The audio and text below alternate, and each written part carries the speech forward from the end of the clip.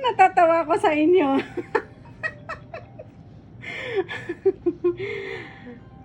May nagtanong kung masarap pa ang menopause sa kama. Hello, sabihin ko sa'yo. 75 years old. Umuungol pa.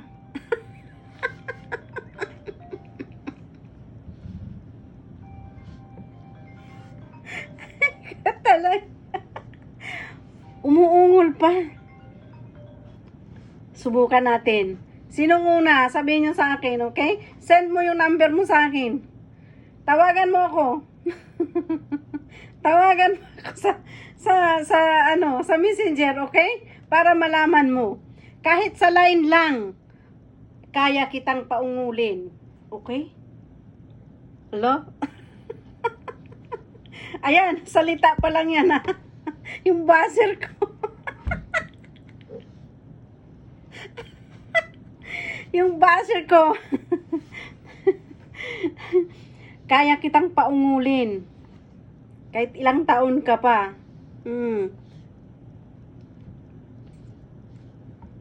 Wala pang 75. Ay, hindi pala,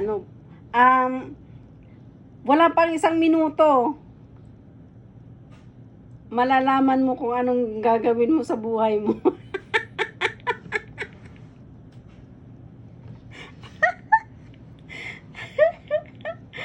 Oo naman, masarap naman talaga.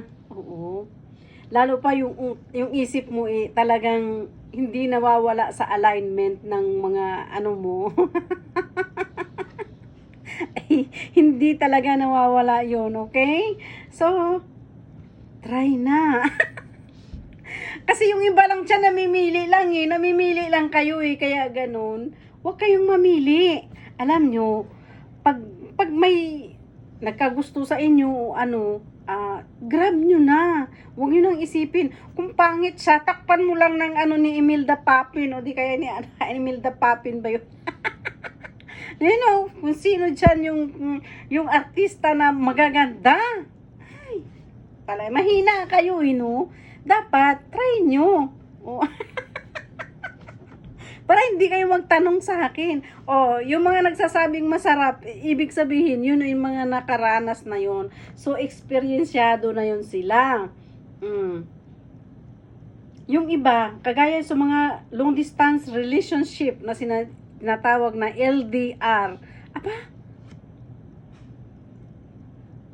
ayan yan sila. Mahihilig yung mga yan. So, ano ba? Umingkris lang yung edad mo, hindi naman lumusaw yung sa ilalim mo. Ano ka ba? Hello? Kaloka.